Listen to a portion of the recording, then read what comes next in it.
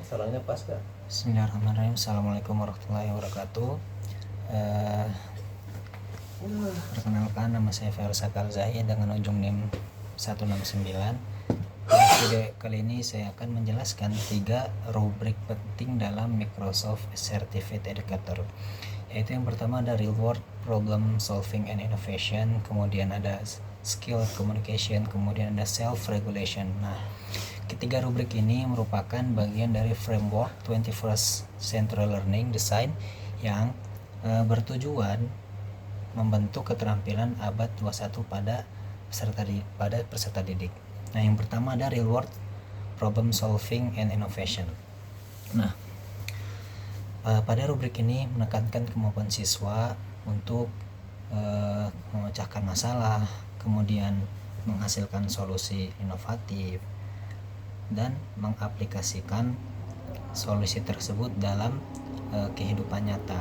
Nah, ada level-level rubriknya. Nah, yang pertama level 1 itu tidak ada problem solvingnya. Jadi siswa hanya menghafal atau mengerjakan tugas saja. Nah, contohnya kayak apa? Nah, contohnya kayak mengerjakan soal pilihan ganda dari buku. Nah, yang kemudian level 2 itu problem solving sederhana. Ada pemecahan masalah tetapi sudah ada langkah-langkah yang jelas. Contohnya mengikuti langkah praktikum yang sudah ditentukan. Nah, kemudian level 3 problem solving kompleks. Siswa menyelesaikan masalah baru tanpa prosedur pasti. Contohnya seperti merancang cara mengurangi sampah di sekolah.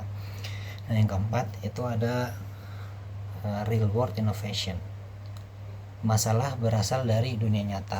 Solusi diterapkan untuk orang lain. Contohnya apa? Membuang program bank sampah untuk masyarakat sekitar sekolah. Nah, pada level tertinggi ini siswa tidak hanya berpikir tetapi juga menciptakan solusi nyata dan inovatif gitu. Nah, yang kedua itu ada skilled communication. Nah, skilled communication ini adalah kemampuan siswa untuk menyampaikan ide secara efektif, jelas, dan terstruktur dengan disesuaikan kepada audiens. Nah, adapun level-levelnya yang pertama yaitu level 1 komunikasi dasar. Jadi siswa hanya menyampaikan informasi sederhana seperti contoh menjawab pertanyaan singkat. Nah, kemudian yang level 2 itu ada komunikasi terstruktur. Ide mulai tersusun tapi belum yang mendalam. Contohnya apa? Membuat ringkasan materi gitu. Kemudian ada level 3 yaitu komunikasi kompleks. Ide saling terhubung dan menggunakan bukti. Contohnya apa? Contohnya seperti presentasi dengan argumen dan data gitu. Nah, level 4 ini komunikasi terampil atau skill, menggunakan berbagai media atau multimodal disesuaikan dengan audiens tertentu.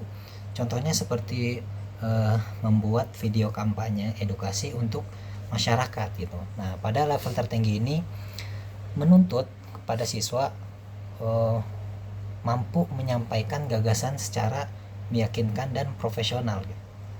Nah, yang ketiga itu ada self regulation gitu ya.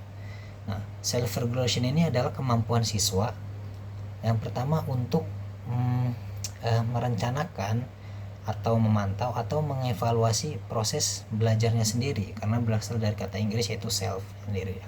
Nah, ada level-level rubriknya. Yang pertama itu tidak ada regulasi diri, semua diarahkan oleh guru. Seperti contoh, siswa itu hanya mengikuti instruksi gitu. Nah, pada level kedua, regulasi terbatas, ada sedikit pilihan tapi masih dikontrol oleh guru gitu.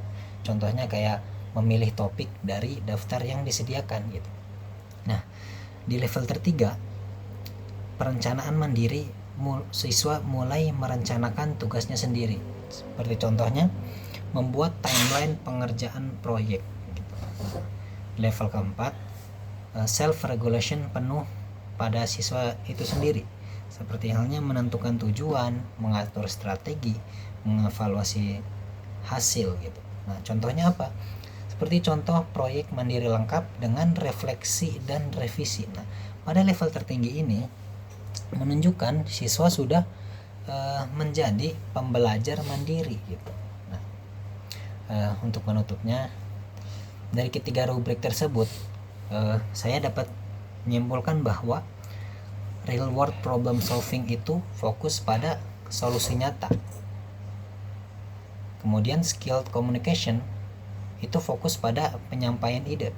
Sedangkan self regulation fokus pada kemandirian belajar. Nah, ketiganya itu saling berkaitan untuk membentuk siswa yang kritis, kemudian komunikatif dan mandiri di abad 21st ini, di abad 21 ini. Nah, itu saja mungkin yang dapat saya sampaikan. Semoga bermanfaat. Wabillahi taufiq wal hidayah. Wassalamualaikum warahmatullahi wabarakatuh.